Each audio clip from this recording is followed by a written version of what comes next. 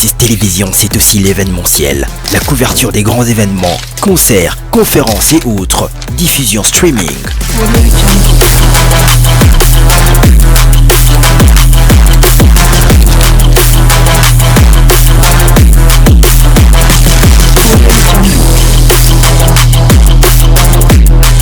Go26 Télévision, la chaîne de l'unité nationale.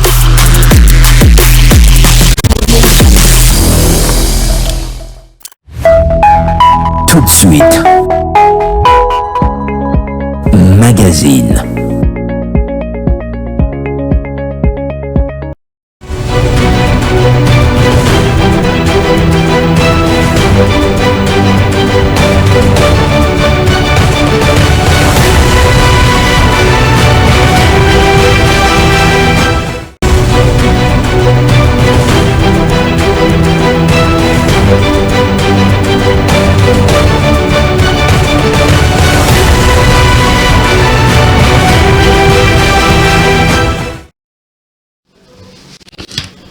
Mercredi le 19, tout a un rendez-vous, il y a peuple dans le magazine, il y a un Mboka de lundi au vendredi en direct.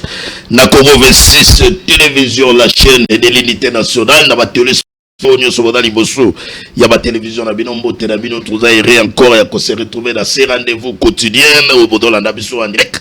Na Canal Plus, na Easy, na Blue Sat, na TNT, Bodola Nabiso, na YouTube, partout. Et si vous Congolais, vous Congolais, diaspora, tout d'abord, abonnez-vous, vous aimez, vous partagez, ma information, extrait, magazine, Nabiso pour que mes informations comme la Congolais, et si Kazali, toujours la fidélité, na rendez-vous, Nabiso, magazine, tout le Congo, magazine d'analyse et de débat, tout le Congo, magazine d'enquête et d'investigation. Tout le Congo magazine de la dénonciation, tout le Congo magazine d'actualité, tout d'ailleurs, le mercredi, tout ça en direct, les bosses à la télévision, la bibliothèque, très rapidement, toqué, la dénonciation, côté monte d'Ali Kopé, la Kuna Nangambo Yasnel, entre les ministres du portefeuille Jalicien Boussa et le PCA Luc Badibanga, comme ces dossiers fait couler beaucoup de salive et beaucoup d'encre. On appelle à plateau la biso tolomaki to vanda to meka solo là pour éclairer l'opinion par rapport à lettre et à demande d'explication oyo basenga ki na PC à Luc Badibanga par rapport à 48 heures ba pesa ki a de fournir ba explication na makambo ya désignation il y a comité de direction kuna na ngabo ya SNEL. On appelle à plateau la biso tolomaki il faut éclairer population. Est-ce que lettre et ministre qui a donné l'ordre pour que va saboter l'être et un ministre, il y a portefeuille Jalicien Boussa. Parce que l'être on s'est retrouvé au sol. Et puis na katia opinion ba bengi bisu. Ba image ba tindele bisu. Et ça li honte. Il y a moment na lettre, il y a ministre et un portefeuille. Et puis l'être s'est retrouvé dans le sol saboté. Or l'être on a destination à Mouedalaki et qui n'est pas il y a PCA Luc Badibanga. Oyo basengi na yake de fournir explication dans 48 heures par rapport à la désignation et à comité de direction kuna nangabo ya SNEL. Alors tout d'abord luka ordre utake pa nani pour na saboter l'être ya ministre et puis après tika doit informer toujours à téléspectateurs que justice passe à l'imosala nango autant plus que l'être wana ekomaki na bureau ya PCA et puis moto adaki obligé à réceptionner azwaki yango mais akisa qui réceptionne. Qui dit vrai, qui dit faux? Alors, on a quatre plateaux, nous sommes avec la première étape et la magazine tout le Congo. Tout ça, on a beaucoup Brian, le bouilla pour les comptes, il y a rien de couper ça, éclairage par rapport à ces sujets, parce que tout le monde, mon toyo, a qui de répondre à l'acte devant la justice, et puis va sanctionner, pour servir comme leçon aux autres. Deuxième étape, il y a magazine tout le Congo. Tout le monde va dans la crise mondiale et de l'eau. Oyo tika yango déjà comme sujet du jour mais awa to vanda par rapport à la prévision il y a journée mondiale de l'eau et d'aller célébrer le 22 mars où est d'aller institué par Nations Unies en 1993. Awa na kata plateau na biso par rapport à thème et puis c'est aussi une occasion comme il y a beaucoup la revendication de la population, il y a des abonnés, il y a différentes déclarations. C'est aussi un moment et permettre bisoto ya baba cadre il y a Régie des autres, on a Ere Agoyamamon Amboka Emile Losambe, le directeur et chef de division et chargé en communication et Régie des autres. Puis on a mon Amboka Raymond Matundu, le directeur régional, il y a Kin Ouest, tu vanda, tu beta masolo, makamo ya gouvernance, tu beta makamo ya présentation, différentes gammes de services d'alliés, la fourniture, il y a l'électricité, makamo ya production, makamo ya distribution, makamo ba abonné, badali kolena. Est-ce que il y a Régie des autres, eau potable, ou le lot tout d'abord, ou le lot monde entier, pour que soit eau potable, dans le monde de l'eau, ils allaient passer. Parce que, par milliards, il y a population qui n'a pas eau potable. Mais moi, Régie des autres, c'est dans l'eau potable, et dans l'eau potable, il y a des détails où on a traitement, il s'allait pas gagner. Ma Cambodioso, intervention même, il y a téléspectateurs les numéros est affiché dans vos postes téléviseurs. Botini Motula et comme la vision pour permettre de soumettre la deuxième partie de l'émission. Mais d'abord la première partie, il y a l'émission de puisque il y a dénonciation côté de la politique. Tu profites de vendre toujours la politique. Félix Antoine Tshisekedi na Paul Kagame rencontre Salema Gelobi Magdi na Doha kuna na Qatar sous la médiation il y a l'émir du Qatar son Altesse Cheikh Tamim bin Ahmed Al-Thani Oyo Kagame, dans mon avocat Félix Antoine Tshisekedi va se décider pour n'a cesser les faits immédiats et puis conditionnels sur tous les fronts. Et puis ils ont également pris engagement et poursuivre discussion à Bango entamée à vie à rétablir ma base solide pour une paix durable dans la partie est. Il y a République démocratique du Congo. Bah Congolais peut pas d'accord tourner est-ce que sommet en gros il y a droit est-ce que et ils allaient vraiment marquer une étape importante par rapport à la crise sécuritaire où il y a partie est de la République démocratique du Congo et puis rôle nini au Qatar allait jouer par rapport à cette crise. Toujours dans l'actualité, sortie médiatique de mon avocat Joseph Kabila Kabange en Afrique du Sud, hier mardi 18 mars, à l'issue à réunion avec ancien chef d'État sud-africain Thabo Mbeki sur la situation sécuritaire et politique dans la République démocratique du Congo. Au chef Kabila Aloba qui m'a comme entre autres, Alobi que République démocratique du Congo ne peut pas continuer à être pleurnichard dans la région. Et puis il a rejeté ma accusation Félix Antoine Tshisekedi Aloba que mon amour Joseph Kabila Kabange est impliqué dans le soutien à M23.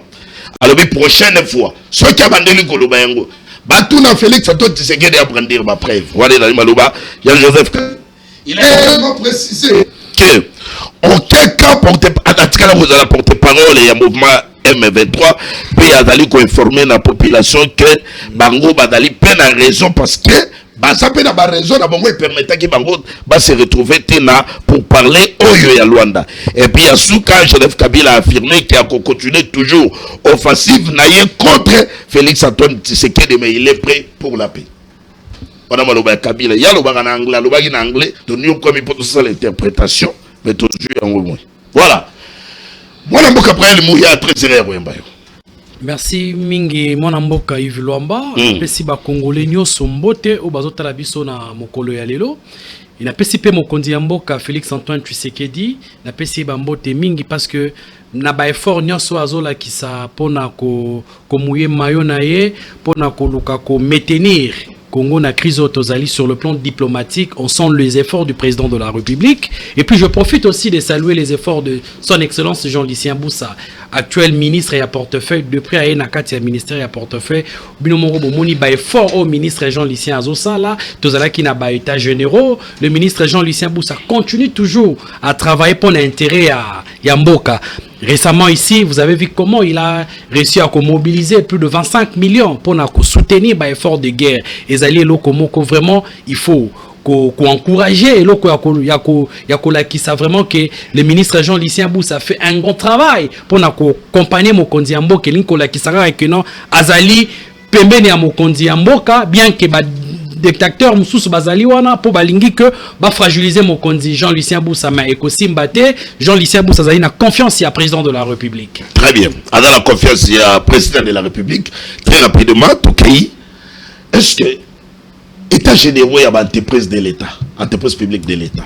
Est-ce qu'il a impacté sur l'entreprise? impacté Makassi parce que aujourd'hui, vous voyez, il y a déjà le problème, il y a relance, il y a Miba, société de Bakwanga. Oh, déjà, ministre Jean Lucien Boussa a travaillé sur le dossier. Je vous dis que non, les ministres, gouvernement a déversé au moins crédit à 8 millions pour relancer la Miba. Et Nicolas qui sait que objectivité au ministre qui n'a pas état généraux qui sait que non faire les entreprises de l'État levier à développement. Oui, oui. Sur ça, est-ce que les lots déjà parce que ça le mois de décembre, les lots déjà dans le mois de décembre. Parce que l'État congolais aujourd'hui il faut récupérer l'action to pesa qui position ya Sénat aujourd'hui du 6 décembre l'État congolais a cause ba part nyonso. Vous voyez la société locale là-bas, CEP aujourd'hui, ça dit du 6 décembre aussi à 2025 l'État a cause la plus actionnaire na 60%. Les lots Miba qui partait grâce à la politique et à son excellence Jean-Lucien Boussa, la Miba aujourd'hui est allée relancer pour na Moussalo Jean-Lucien Boussa parce que ceux qui vont relancer entreprise le rôle Miba qui autrefois ils qui poumon il y a économie en Mboka mais les lots peut vous la source pour moi contribuer même le développement il y a espace il y a grand Kassai dans l'ensemble et pourquoi pas qu'on contribuer na budget en Mboka même à 45 à 60% de l'État. Ce sont les efforts au ministre Jean-Lucien Boussa Sali depuis qu'il est au ministère du portefeuille. Très bien. Et là, il faut Sali. Tu as une photo de PCA Ligue Badibanga. Ou dans le PCA Kouda National. Ça fait débat. Dans les guitos de Kako analysé. Il y a une tension de guerre Sali entre le PCA Ligue Badibanga et le ministre Jean-Lucien Boussa. Non, il faut préciser une chose, les alliés, tension de guerre, parce que Jean-Lucien Boussa, il fait son travail, mais les alliés plutôt comportement auto, déploré plutôt, il y a un PCA, ou les alliés mandataires de l'État, ou les autres tambola, naba ningisate, il y a Mibeko, il y a Mboka, biso tout au monde, juste, comportement, il y a PCA, et ça, moi, pas si mingi, comme on a un PCA, même de répondre na l'état Oyo et PCA mandat parce que Jean-Lucien Boussa aujourd'hui il est le représentant il y a l'état parce que le DG et le PCA plutôt de la SNEL il s'est mal comporté vis-à-vis il y a autorité de titel naé ou les ministre du portefeuille Jean-Lucien Boussa. Pourquoi cette lettre s'est retrouvée au sol? Parce qu'il y a un mot de Moutedali si c'est très important et que c'est là qui est éclairer l'opinion. Lettre, il y a ministre, il y a Ngorona, mais c'est retrouvé au sol. Comment? C'est comme ça que je dis bien mon opinion peut Azali. Est-ce que comment il y a la destination P? Est-ce que pouvez-vous nous expliquer la réalité? C'était comment? C'est comme ça que je dis, vous voyez la lettre là, ils ont une lettre d'explication au ministre du portefeuille demande à un PCA à s'expliquer parce que le PCA de la SNEL, sous-entend, oui, ils sont donc on aurait appris qu'il a organisé que l'eau comme ou a motivé un qui l'objectif il y a transparence et tout, mais ceux qui processus oya tamaki wana soki ezalaki malamu il devrait qui répondre na demande d'explication au ministre du portefeuille Azali représentant il y a l'État parce que DG tout bazali lié à un contrat de mandat mais non c'est DG là le PCA là il a même piétiné le contrat de mandat oui PCA mandat il y a cause à la PCA au ministre du portefeuille Azali représentant. Est-ce que vous comprenez des dimensions et c'est le ministre du portefeuille, le représentant, il y a l'État ou il y a du mandat.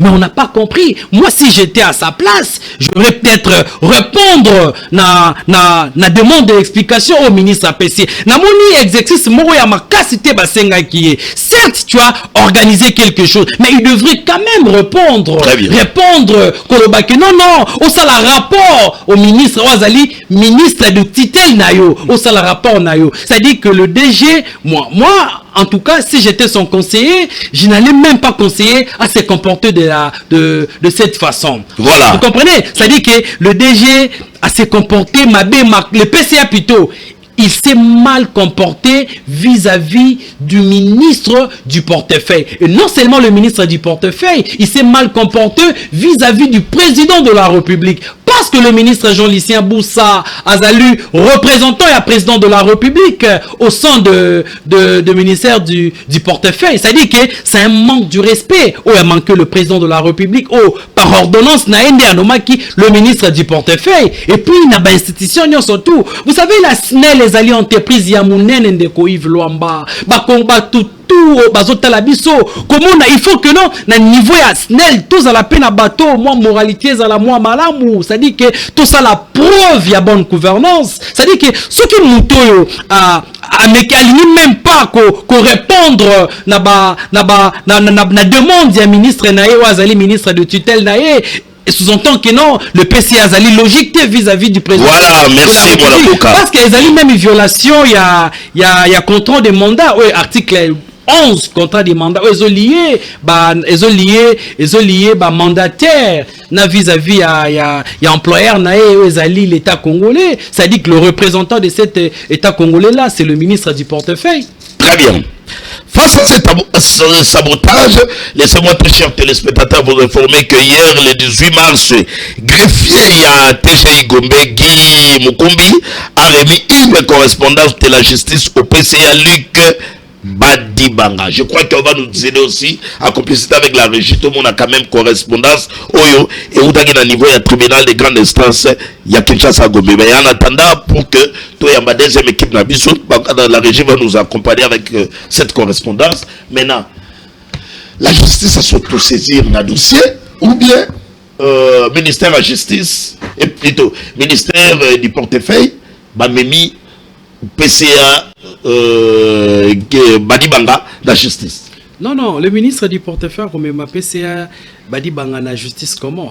La justice, parce que le ministre a quelqu'un qui a prérogatif, prérogatif administratif. Ça dit que c'est lui l'autorité de tutelle, il y a SNEL. Mais biso to kamwe kaka comportement d'un PCA de la République, oazo salana société monene le rôle la SNEL, ko se comporter de cette façon. Pas si ezali kaka komona sabotage oya sali na contrat ozo lié na l'État congolais, le PCA à la kisna mokili mobimbake, contrat ozo lié wana est lié té.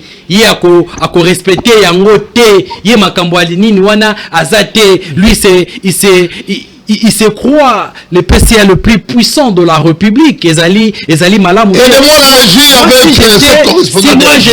Si moi j'étais son conseiller, j'aurais le conseiller à sa place. Il devrait seulement répondre na demande d'explication et ministre du portefeuille. Merci, voilà, je crois que la régie va demander la correspondance. Il y a justice contre le PCA Luc Badibanga. Il s'agit par rapport à comment sabotage, il y a lettre, il y a ministre du portefeuille, Jali Semboussa. C'est l'homme explication, Balobi, que monsieur Chims Chipangila, il y a des réceptionné qu'il a reçu la lettre, il y a ministre, mais il a refusé, il s'est réservé pour signer. Voilà. Pour signer, voilà. Et puis, c'est la question qu'on se pose, qui est l'auteur, qui a instruit au service pour ne pas réceptionner la lettre du ministre Jalissé Boussa, ministre du portefeuille. Je crois que dans les tout prochains jours, tu vois ma vérité à ma cambo sur Yokosuka. Mot de la fin, très rapidement, na etoke na deuxième partie à magazine. Non, mot de la fin, nanga ezali kaka que tomoni comportement au etkala kosala maté depuis Congo et Salema.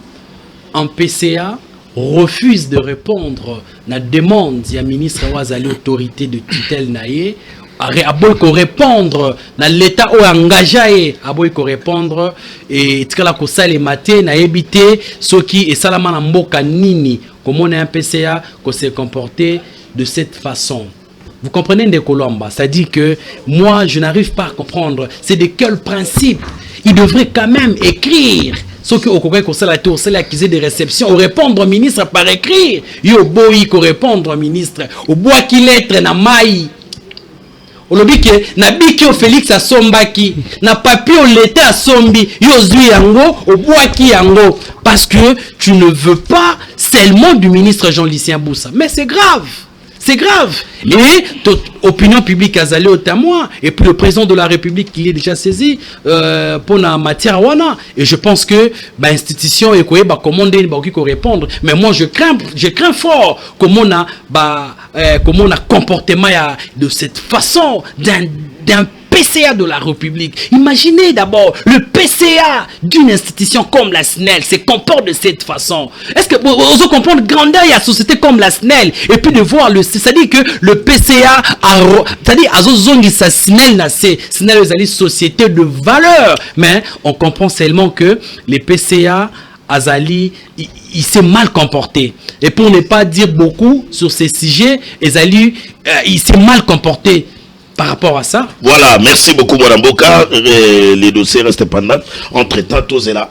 La suite dans les tout prochains jours, comme il y a une correspondance, il y a tribunal de grande instance. Entre-temps, tout d'abord, continue le magazine, tout le Bela Congo. Voilà, la régie aidez-nous avec un élément. On suit d'abord ce qui s'est passé hier entre Kagame et Félix Antoine Tshisekedi. Voilà, entre-temps, la régie, nous avançons. Je suis les très chers téléspectateurs, la deuxième partie à magazine Tolobela Congo en direct dans Congo 26 télévision pour que to solola awana ba ndeko oyo ba ye awa to dali ere par rapport à la journée mondiale de l'eau et qu'on a célébré le 22 mars le 22 mars où est dans comme thème la préservation des glaciers. On a un plateau d'ambition et là, un sujet belé parce qu'il y a aussi des revendications de la population, il y a aussi des attaques contre les DG, il y a les attaques contre les personnels de la régie des eaux. C'est dans ce sens, est-ce qu'il y a une crise de l'information? Est-ce que par rapport à tout ça, on a un plateau, tout dans les rues, on a un directeur, ma personne qualifiée, ma personnel qualifié, et qu'on permettre pour éclairer l'opinion, et puis intervention. Il y a des téléspectateurs à tout ce qui concerne la régie des eaux. Oh ngai kotoyo, oh mayo ngana milaka, oh ngai koto na zora facture, maye ko makate, oh makamwe bele précieux à la gâté. Est-ce que maye snel est à régie des eaux? Et dans potable toi dans potable. Les moments yangoyo awa direct dans Congo 26, dans le magazine Tolobela Congo, puisque c'est le Congo, tout est censé et obligé ya Tolobela Congo awa na kata plateau na biso. Nous sommes dans la deuxième partie et Royamba awa na kata plateau. Emile Losambe Ouazali, directeur chef de division, a tapé chargé de communication et régie des eaux. Pédamon Nambuka Raymond Matundu Ouazali, directeur régional Yakin Ouest de la régie des eaux. Très heureux ya Royamba yo Nambuka Emile Losambe. Très bien. Très sérieux, merci. Voilà. Très rapidement, tout est d'aller important. Journée mondiale de l'eau et qu'on a célébré le 22 mars partout dans le monde. Comment tu peux capitaliser cette journée? Merci mingi mwana mboka ya mbutena koma kuna ningisa mwa muke na kombo ya bakonzi baji dezo na basali ba collègue ba kolanda biso mingi penza bana mboka Alphonse Kisolokele Chiaban fu PCA, David Chilumba Mutombo DG et ingénieur Jean Bosco Mwaka Indele DGA. Totondo bino botondi nebo ya biso na plateau ya bino, plateau ya Semba. Très bien.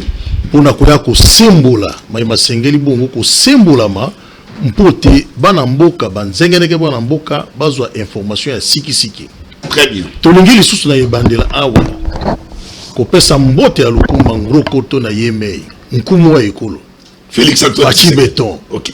Oya la kisina Gagambe ki azali penza béton plein. Tata président mbote mingi. Bonne fête au combo ya bakonzi pe basala ya régie des eaux. Ya fête ya mai elongo na mama ya bana mboka mama Denise mama expérience.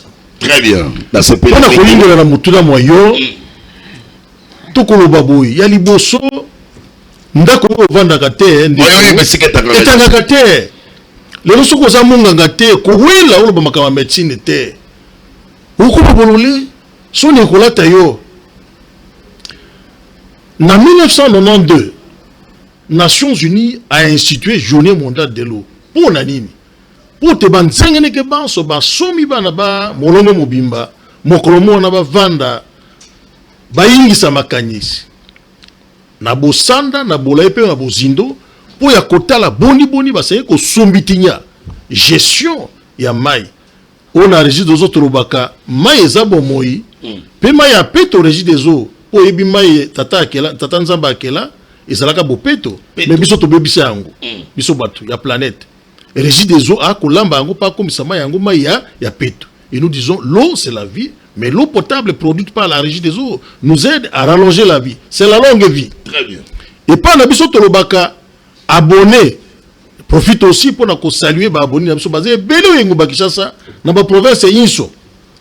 Mbote mingi longonya na babore Nabiso, balingi compagnie na bango, baza kusuka compagnie, bako bakufuta ba facture na bango, ba pesa bon pikiliki na bakonzi baye ko tombo la compagnie. Tolobaka, l'abonné est roi et la clientèle est reine. Pour la koyingela na makambo le 22 journée mondiale de l'eau. Sango ya munene to eri bana mboka mbona na kuma kuna soko konisa na sembo la maïma. Allez-y. Voilà. Ya liboso to yoka kiawa ndeko moko ale kiawa.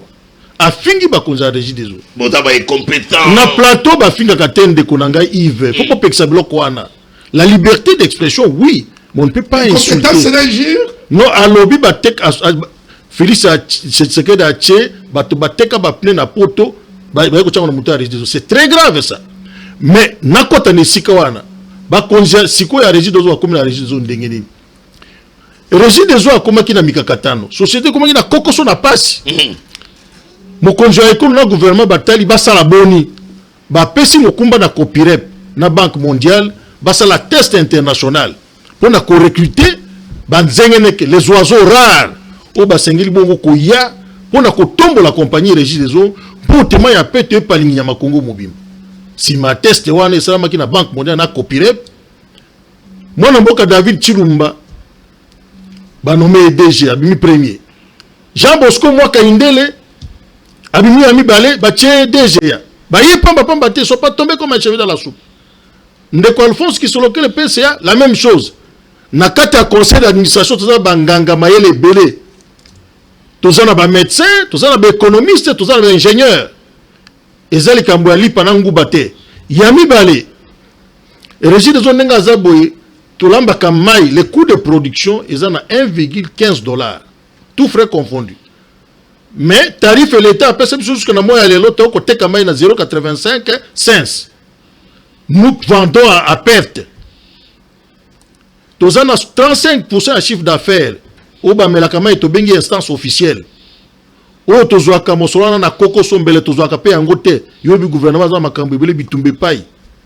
Soko sangi si makambo ana nyonso tout tarif eza na se okomona ke entreprise na passe. Soko oza na banganga mayele lokola bakonzi ya siko te na muté à régie des eaux. La société va mettre la clé sous les paillassons. C'est ça la vérité. Okay. Aucune société ne peut travailler à perte, ne peut vendre en dessous de son prix de revient. C'est parce qu'on a des dirigeants compétents et dynamiques. Je peux vous rassurer, notre David Chilumba, notre DG, il y vient des Outre-mer. Il a géré les grandes sociétés en Afrique, aux États-Unis, au Canada, en Europe.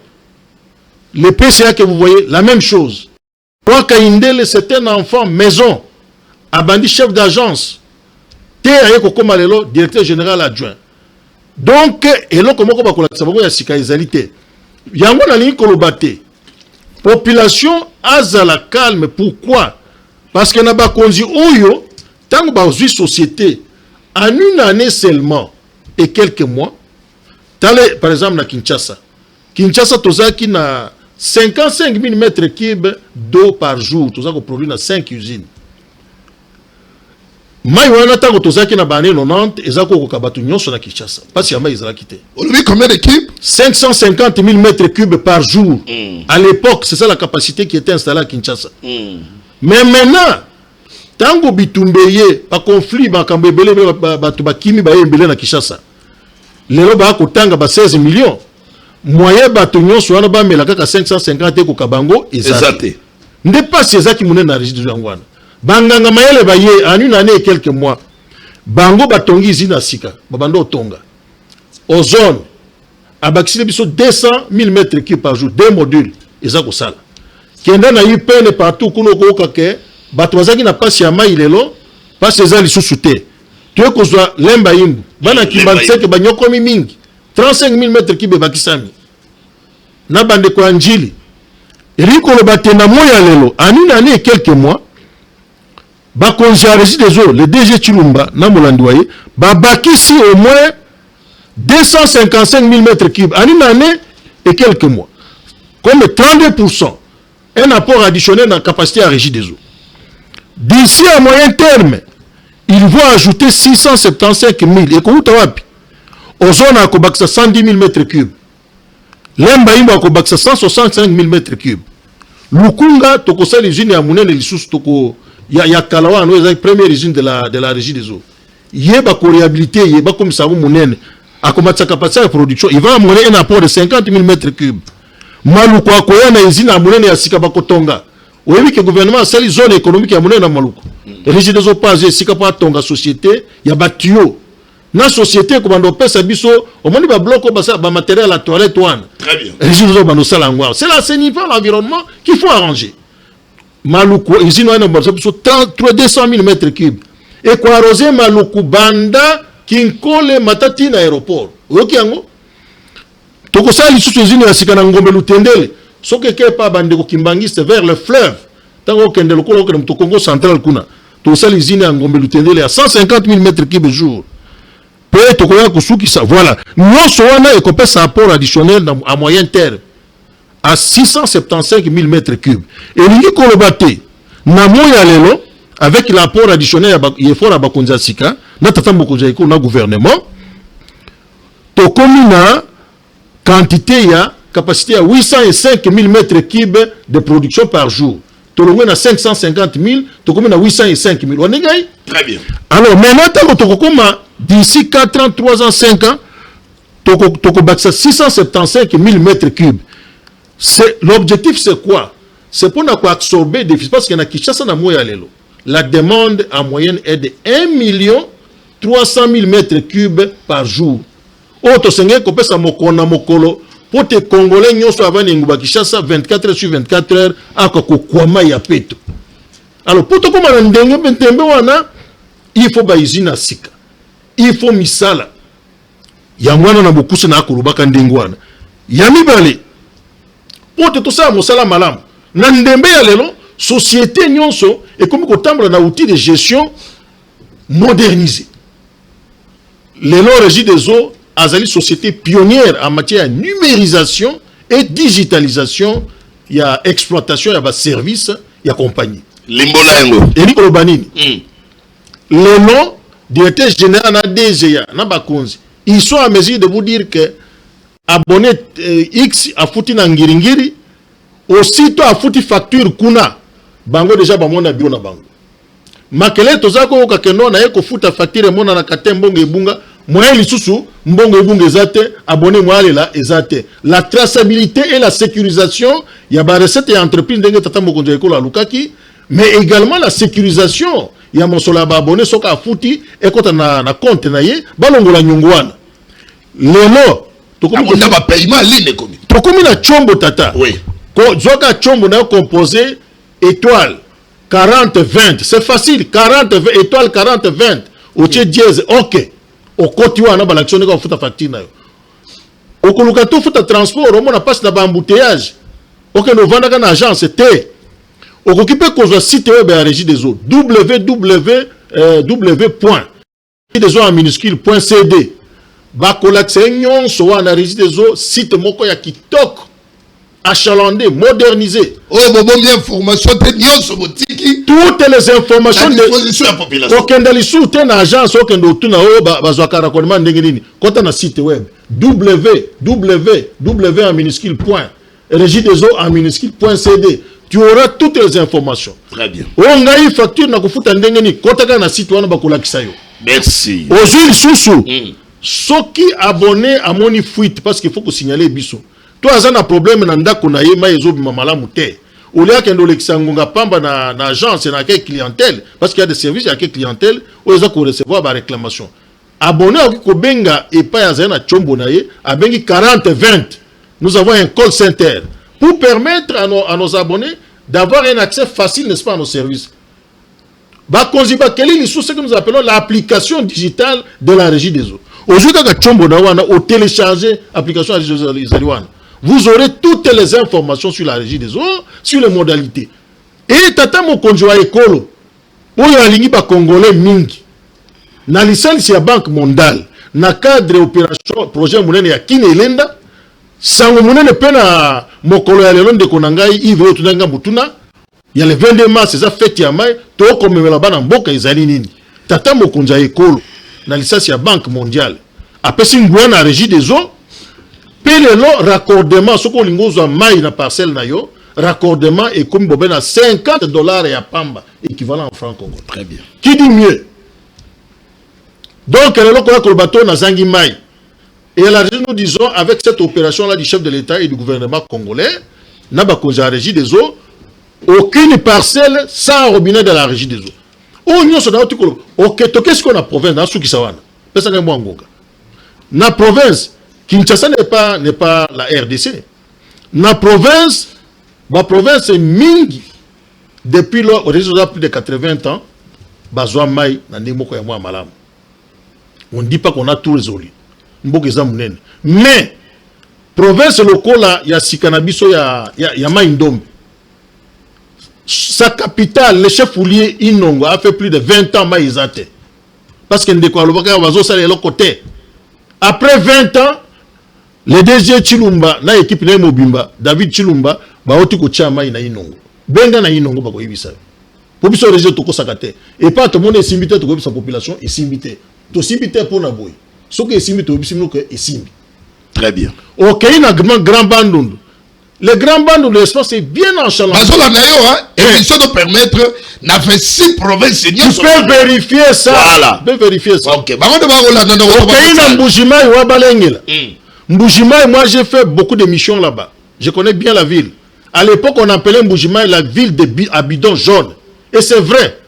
Bah, maman na balé qui a battu la bouille. Oui.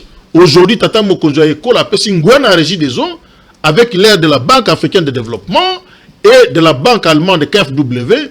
Les méga projets et moni jour dans Mbujimai. Bah, travaux ici, il y a peut-être ça qu'on gala dans Mbujimai.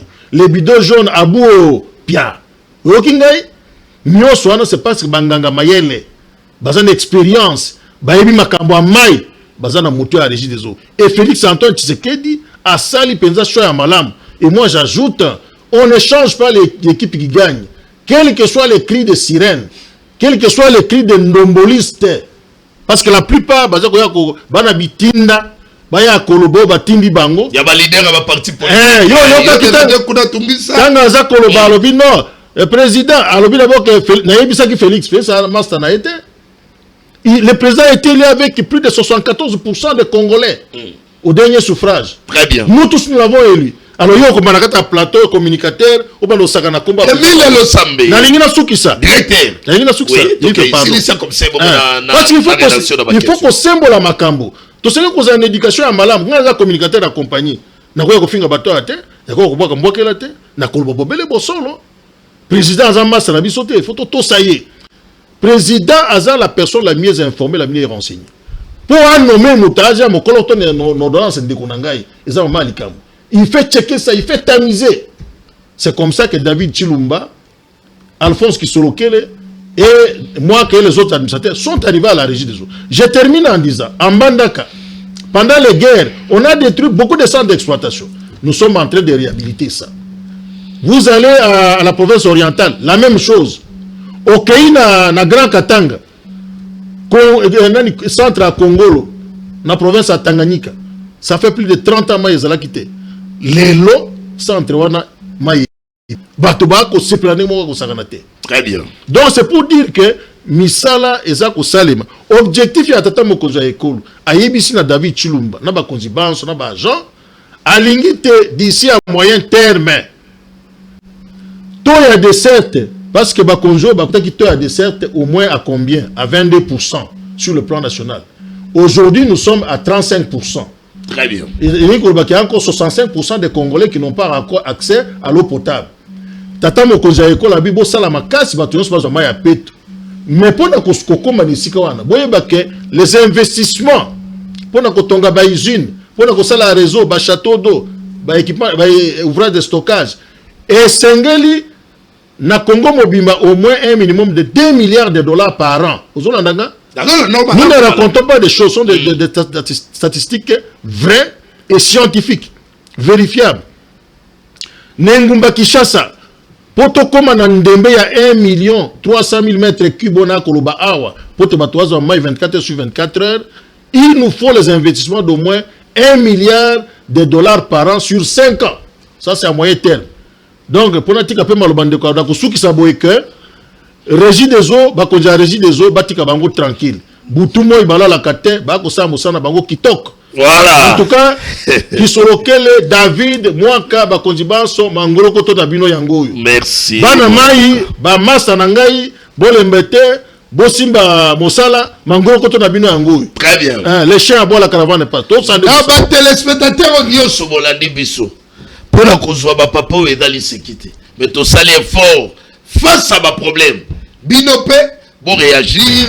Na ba message au Bokobela biso. Bon dans la biso na 26 provinces et que la République démocratique du Congo. Kuna pe na Goma na Bukavu bon contrôler. Ah, tata osali malamu mingi.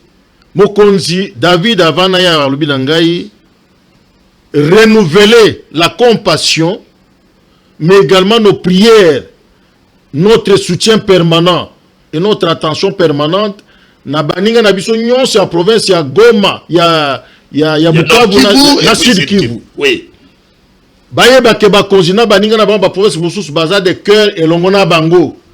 Vous savez qu'aujourd'hui avec cette affaire d'occupation illégale, une guerre injuste que nous dénonçons avec la dernière énergie et qui va se terminer bientôt, nous avons la foi à l'Éternel notre Dieu et à notre président, à nos phares d'essai, Ouazalendo.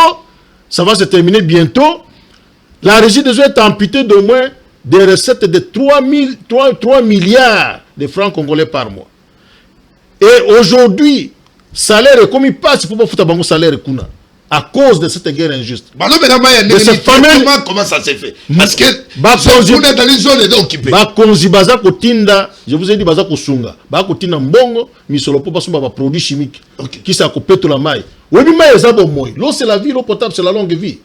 Ata basali ndenge nini? Baza na Congo. Pateo bananga bako bazoliya kaka mbongo. Bango kozwa ka mosolo. Mais traitement et biso toza kosala yango. OK. Pona kolobate baninga kuna en tout cas toya motema moko elongona bino toko sambela butumo toboki bamote toboki bamote nous sommes vraiment même kuna toza kolanda compassion na bandeko na biso ezamboka na biso ezape régie des zones na biso to récupérer non attends centimètre mo ouais kotika la terre tout pour la patrie rien que pour la patrie. Voilà, merci beaucoup de tikaki nano mwana mboka Emile Losambe adali directeur chef de division chargé de communication yende abanda après sa biso d'abord makambo son planification organisation comment ndengani effort et ça ko salema kuna et na régie des eaux surtout ensemble avec les DG David Chilumba et puis na Alphonse Wadali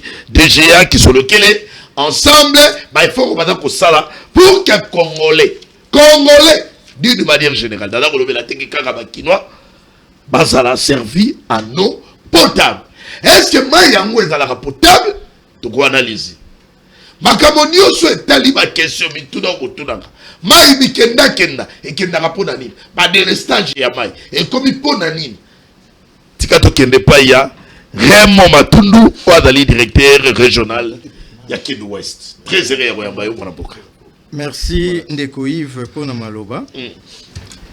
Bon, ndenge mwana mboka Emile Losamba ote koloba bientôt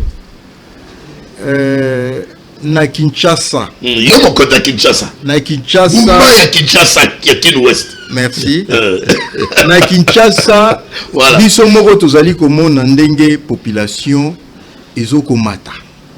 Mais soko tali ba investissement kala ilandaki ndenge population et mataki Je me fais comprendre. Ce qui, par exemple, na Italie, par exemple, Kosala Baïzi na Sika, parce que chaque année, ce qu'on Italie accroissement na bon, c'était carapé, hein, tant que dans le net, Oyo ezali na usine na biso ya traitement ya mai ya ozone, la nouvelle usine oyo bazali kosala. Oyo ezali nde na utai kolobawa population e mataki. Mais demande ya mai e mataki pe makasi. Mais esalaki que tangu bakonzi ba moni que population e mati et que ba infrastructure ya kala elandaki te. Yango basalaki makasi pona koluka investissement pona kotonga ba usine ya sika. Usine bozali komona ezali usine ya ozone. Ils ont la capacité, au finish, ils ont la capacité à 330 000 mètres cubes par jour. Ils ont la capacité à 330 000 mètres cubes par jour. Ils ont les ponako salisa, ponako pesa maya petwa. La bande konabiso o bazali na partie ouest ya ville ya Kinshasa. Tozali koloba ba Delvaux, ba Ipene, ainsi de suite. Et puis ponako renforcer l'issou la partie centre. Il y a ville ya Kinshasa. So dans le lobby parti centre ezali Kitambo, Bandal, Kasavubu, Matonge, ainsi de suite. Parce que na usine tozalaki nango ya Njili abandaki kopesa mai mais akomaki quelque part par rapport à la population, Njili abandaki kokoka lisusu te po capacité na ye ekomaki muke mais population amataki. Et mataki pardon. Yango wana na bakonzi na ndenge na bango basalaki lobbying poteto lukambongo na ba partenaire na biso na Banque mondiale mokonzi ya mboka Félix Antoine Tshisekedi avec la Banque mondiale basali ete izino ya sika oyo ya ozone oyo tozali komona et salama. Donc na mokolo ya lelo sur les 330 000 mètres cubes au finish et sengai ko salama déjà 220 000 mètres cubes ezali déjà voilà. Donc bana mboka bazali ko profiter na mai wana. Très bien. De quoi venant baksamuke ba image au mono to koleka wana ndenge ko tikoloba wana ezali bango baza ba ingénieur bavana na bureau te. Ce sont les hommes de terrain. Tous un méga projet au tata mokonza ekolo avec l'appui de la Banque mondiale bâti pour na Kinshasa, c'est multisectoriel, c'est pas seulement la régie des eaux. Mais na volet haut yango et réhabilité ba réseau ya Kinshasa. Réseau ya Kinshasa ba tuyau galvanisé depuis des années. Des fois ça s'entarde, ça se bouge, il faut que l'ongolango pour ma yeleka bien ba tozo mai bien. Bazali ko tonga pe bizine ya bozone ya autour bana balemba imbuana. Mais to ko tonga pe ba réservoir ya minene ya stockage pour na ko desservi par gravité. Et que za na Jelombinza na météo et que la peine à oui Kisenso comme la Kisenso bande quoi Kisenso ezali parmi les communes la moins nantie à l'époque il y a des années en matière de desserte d'eau mais les lots basé à Kosepila réservoir ya munene ils ont kosala makuna très bien baza ko agrandir station en pompage bango ba kozala arroser 24 heures sur 24 heures avec l'ozone na les faubourgs ya matete. Voilà. Alors en plus de cela, il y a pression. Pambate, tout ça dans le système, il y a des certes à continuer. Aussitôt préparé, aussitôt envoyé à la cité. Mais il peut y arriver que, moi, il y a kende, au même temps que tout ça va raccordement. Ma pango pesa ko baksamate. Oui, c'est le pango à Bendi. Oui, c'est le pango à Bendi. Après, avant 10 ans, yoza ko zama, yoza mutasuka na réseau. Ah, pendant 10 ans, tu vas côté Bendi. Pas mon mot, comme 5 parce que la capacité est restée la même. Très bien. Il y a un gros directeur de Kinshasa à lobby. Il faut que ça la macasse to augmenter la capacité à produire. C'est ça la magie, il n'y a pas autre chose. Quand on a usine Moussoussou, pas la population à Kinshasa est commis ébélé. Je vous ai dit que nous sommes partis d'une demande d'au moins 600 000 mètres cubes par jour à Kinshasa. Il y a plus de 20 ans. L'autre commune a demandé à 1 300 000 mètres cubes par jour.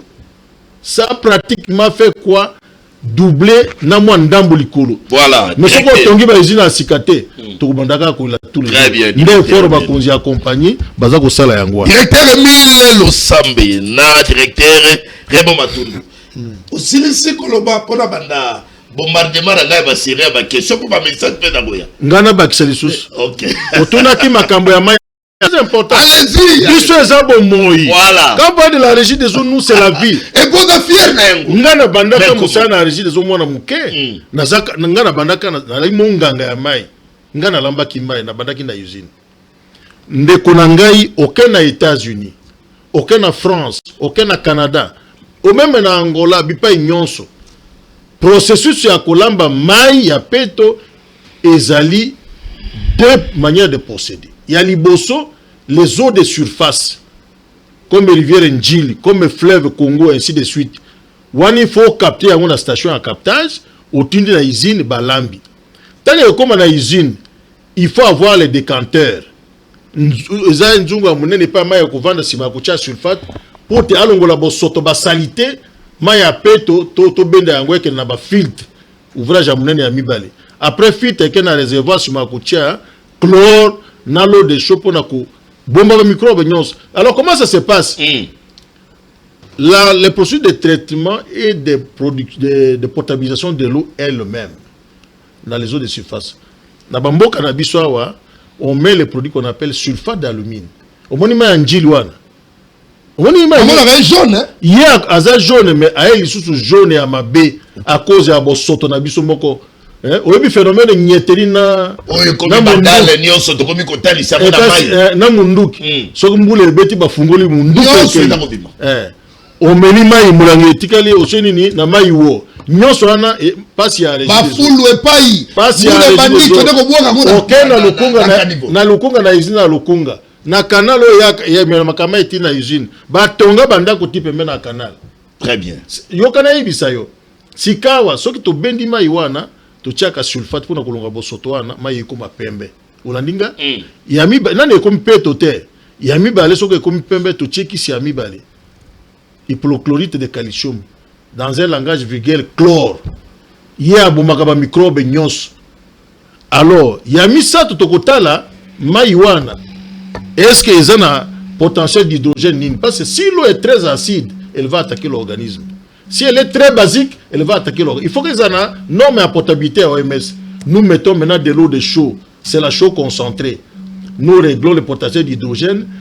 Maintenant, banda et balisok to tokiyango avant to lamba et que dans le laboratoire battre les paramètres pour te ba quantité à qui si to kotia.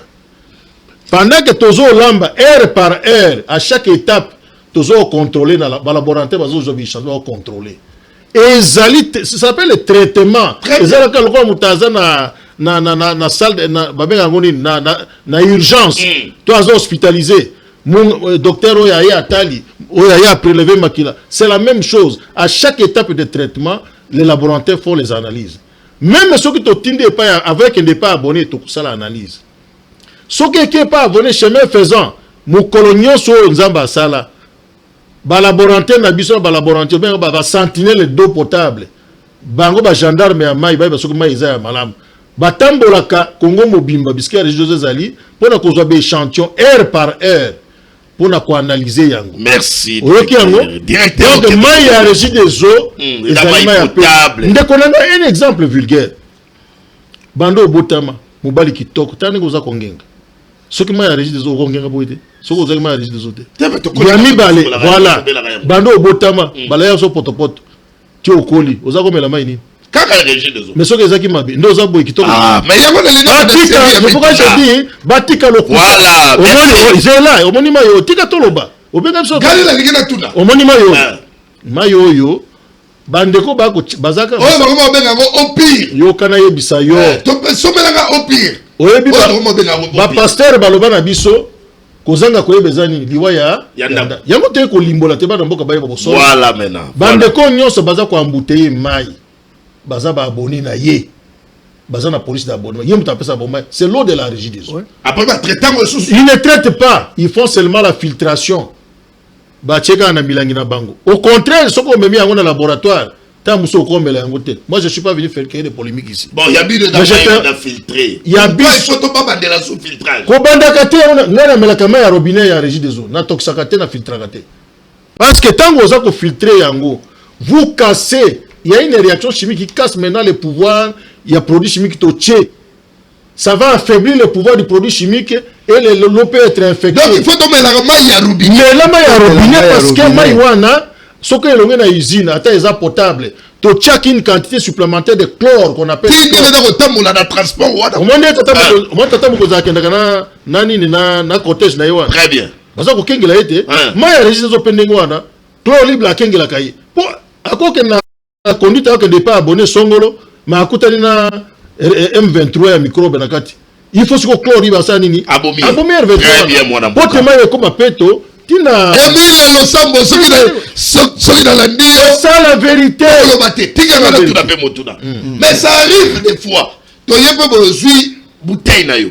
Au fond, il y a régie des eaux. On tient la bouteille. Maman est bimi. On est bimi pembe boy. Et bimi est plein dans mon couleur de tes jaunes. Il y a un autre trobi boy. Il y a un cobaxéende ingénieur. Mais là, on a colba mouké. Té, il y a un ibisa yo.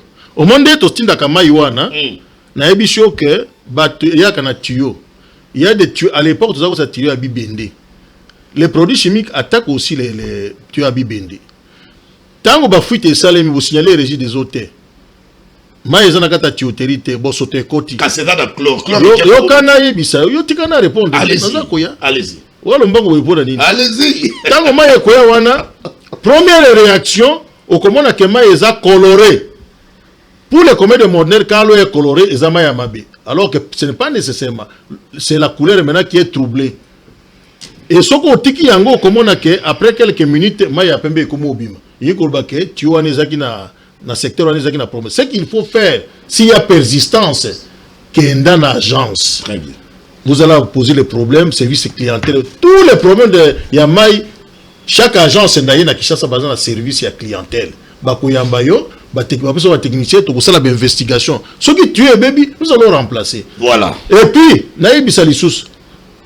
Tu fais baïeba. Tout ça là, musala kiboudi une société organisée pendant plus de 80 ans. Après quelques temps, à ça la babengi purge, à ça la directeur à distribution. Ou à ça la purge. Pour qu'on nettoie pendant un temps, on nettoyer avec des produits. Quand on se rend compte que comme boué.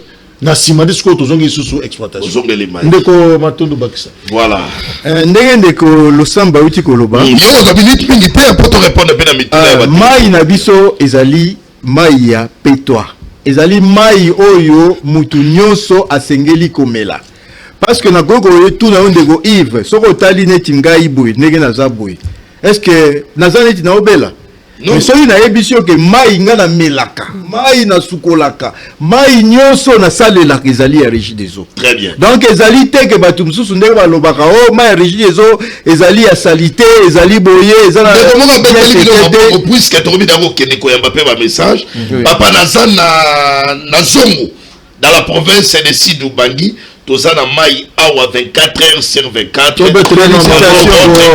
Voilà le visa. Voilà j'ai des eaux. Voilà le Congolais de très bonne qualité. Ceux qui n'ont qui moulungue.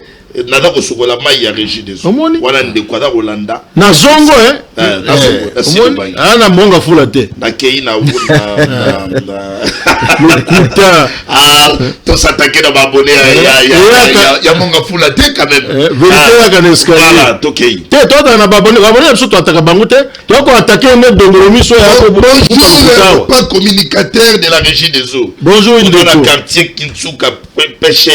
Précisément à entrée à pharmacie Nzela Yamai, avenue Koutou, il n'y a pas de l'eau depuis presque 1 mois et demi. Question pour quelle raison? Et puis numéro 4020 ne passe pas.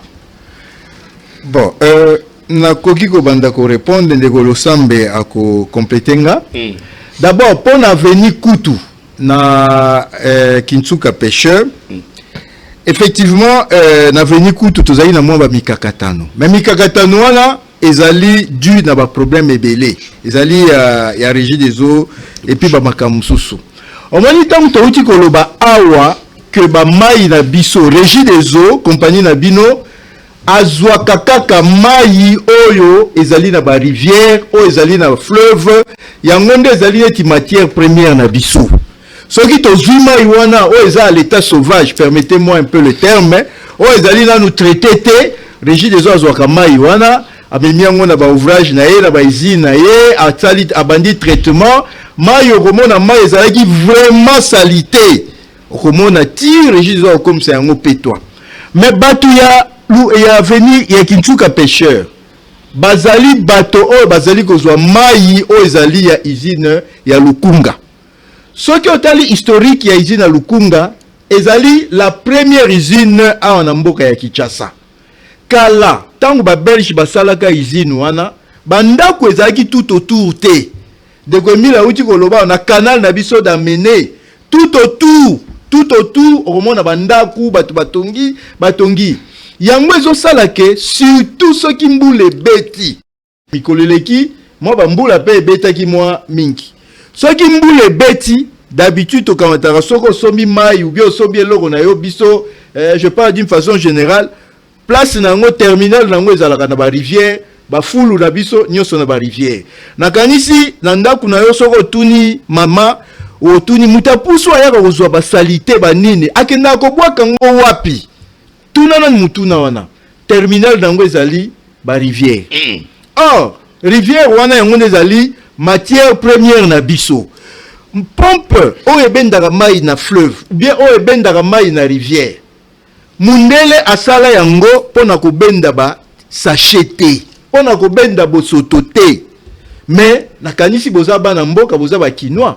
quand il pleut souvent bokenda komona bomoni ba rivière voter comment le comportement normal voilà soki mbule bandi alitoke kobwaka weli sa mbule bandi voilà aussi là phénomène de kolosamba utako ba nyeteri ba fungoli ba faux septique na bango nyonso ba vidange yango na kati ya rivière okomona ba milangi ya plastique mutukuta koki kotambola donc mai ezomona na lisusu donc problème ya kutu bref non nazo continuer okomona mai ekomi salite et à tel point que souvent tozalaka soki ba mbule za mingi ezolandana to préférer ko arrêter usine parce que wana tozali d'abord ko protéger ba pompe na biso au lieu benda mai ezo benda ba sachet yango ndezo sala ke ba pompe wana ezali ko kufa mingi très bien alors pour na problème ya kutu tozwa ki moi incident moko moi problème moko mikoleleki à partir quand ya ba sachet ya ba biloko nyonso tozali na moi kokoso na usine na biso o epesaka bango mai na Lukunga donc né na lobby usine ba pompe ebendaka ba mai ezali na moi problème et puis na réseau na biso epesaka bango mai tozaki mwa kokoso moko vane oyo epesaka bango mai vane ebebaki mais déjà à partir ya avant-hier na lobby to décantaki situation wana donc soki akoki koyebisa biso soki pe na koki kozwa adresse na ye pona vérifier lisusu ke mai to mai comité mais tozaki la réclamation mo ebele ya bandeko na biso ya kutu en tout cas hier déjà la situation était décantée. À moins peut-être qu'il y a encore d'autres problèmes. Ceux qui les ont persisté, encore qu'on peut s'habiller. C'était trois questions rapidement parce que ma question est dans Ebélé. Parce que nous sommes tout d'après ce que nous avons déjà, directeur Émile Losambe déjà expliqué qu'il y a un phénomène. Mais nous comme la moto na destination. Pression dans la pression qui était derrière. Alors, il y a un phénomène qui est papa Koufi, Bakinois, dans la cara, on tête au téléphone. Le pango ngobe bokoteka moko te le pango moko komi kate bapango alors tout ça Nicolas peut ba phénomène ya komata ba ime voilà ce qui na go ba Yves ce na go ba moi eloko moko omoni phénomène to komi nango ya ba morcellement ya ba parcelle okomona parcelle moko ezaki munene ba division na 3 4 or tangu tiyo oyo Régie des eaux apozaka oyo bandai ko pesa mai tangu ezaka lupango mobimba c'est la même conduite qui existe le lot yango ndezo sala que okomona mai peut-être ezo ya mezo ya sous la pression ya biete soko otali na ba image o total okomona na sima ya directeur général okomona ba tio eze belé na ebite soki ba ko kozonga biso image wana c'est le travail que la Régie des eaux est en train de faire c'est-à-dire to bandi lisusu ko sala ba pause ya ba tio tala ba tio na sima ko très bien et bakata ya ba tio donc tozali kosala musala ya ko redimensionner réseau ya ko poser de façon que ba problème nyonso ya mai makambo ya régie des eaux tosila nango mokolo moko te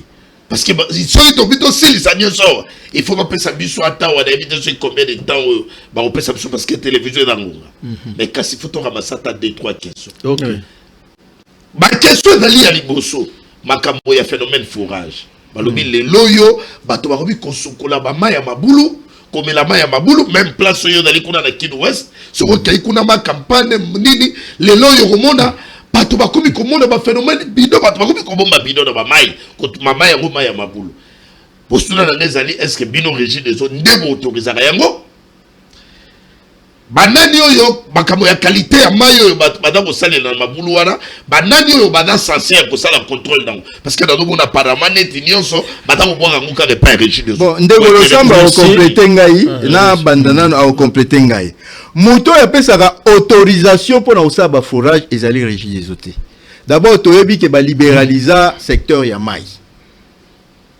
toyokani na République démocratique du Congo balibéralisa secteur motu nyonso akoki kosala malibulu na ye motu apesaka autorisation mpona kosala baforage ezali ministère ya ressources hydrauliques na électricité ye nde apesaka autorisation depuis 2015 avec la loi relative à l'eau. Alors depuis 2015 oui, le secteur a été libéralisé.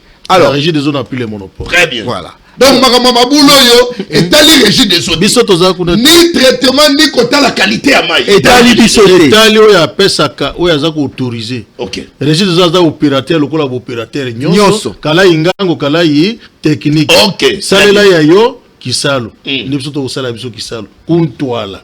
Régie des eaux kuntwala. Voilà, je crois que wana mudeda déjà réponse tamoni kuto insister na ngote. Mais ba camion na bino moko bo etambolaka bisika o mai eza kobimate.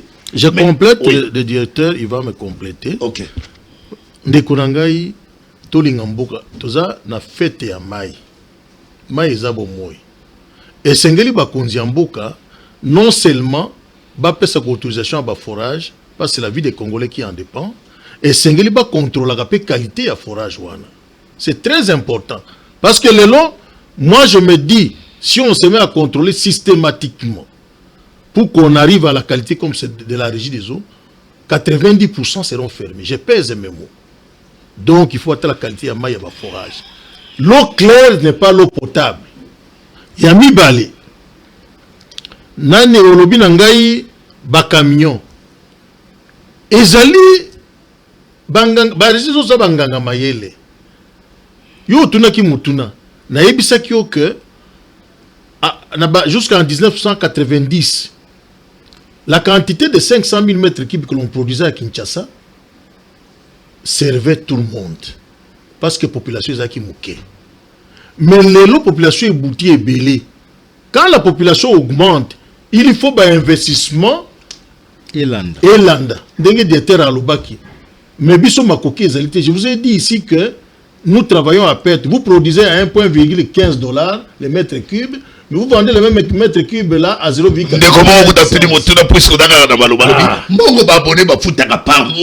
Est-ce que vous mais c'est très simple.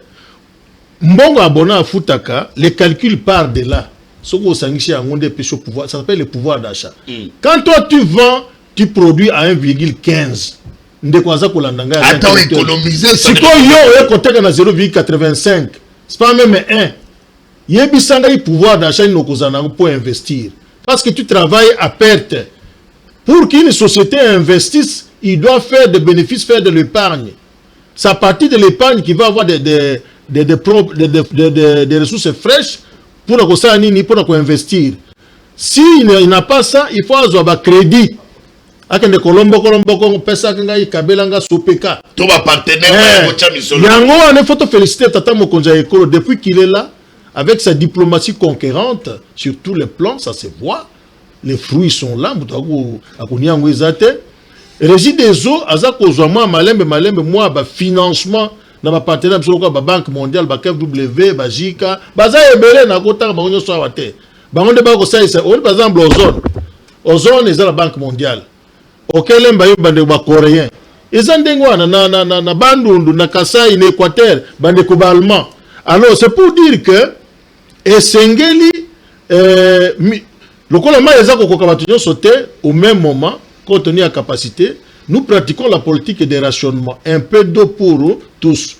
Les loyaux aux 8, 2 jours après aux 8, ainsi de suite. Il y a des milieux qu'on appelle des milieux reculés. Où les réseaux de la périphérie. Pas la périphérie. Les réseaux Zakunate. Et Zateyo, Longwe, ok, quand on a permis la Kasangulu, au bando obele la maman Denise, il y a côté la personne qui a régi des oiseaux, il y a côté la bisote. Basa la gandingo anate. Avant que la quartier à Sika, bah même la régie des eaux, bah même l'otiliki. Merci, moi. C'est là nassou qui ça. On me fait signe déjà. C'est pour dire que, ma camion citerne, tu vois comme ça technique qu'on a pour la ligne. C'est pour la course bande koana. Les gens qui ont des fermes, les gens qui ont un peu de résidences un peu reculées, il n'y a pas les eaux de la régie des eaux.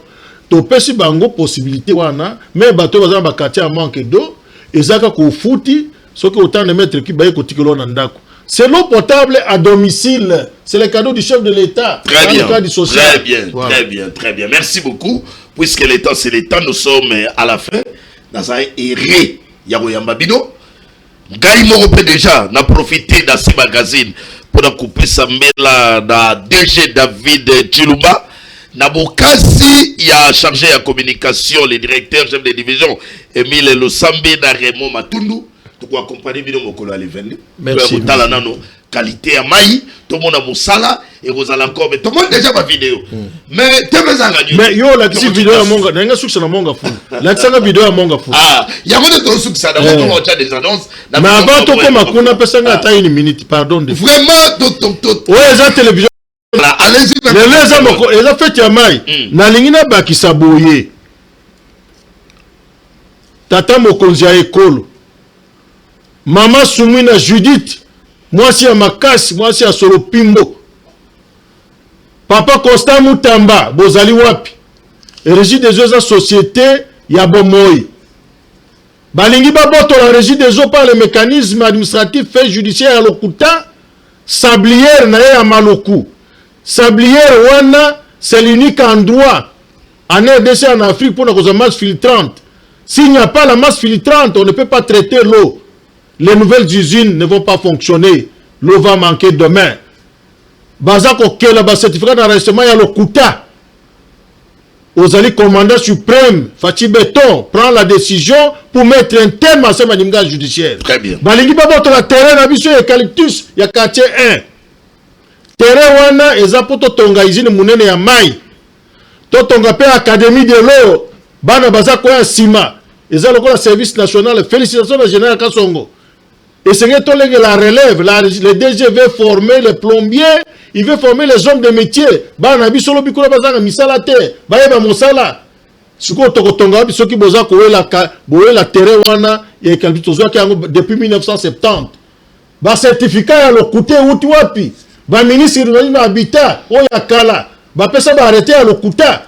Na ba membre la parti politique na bango. Merci mon ami. Yango to ko betantango na suki ça na paiement à facture.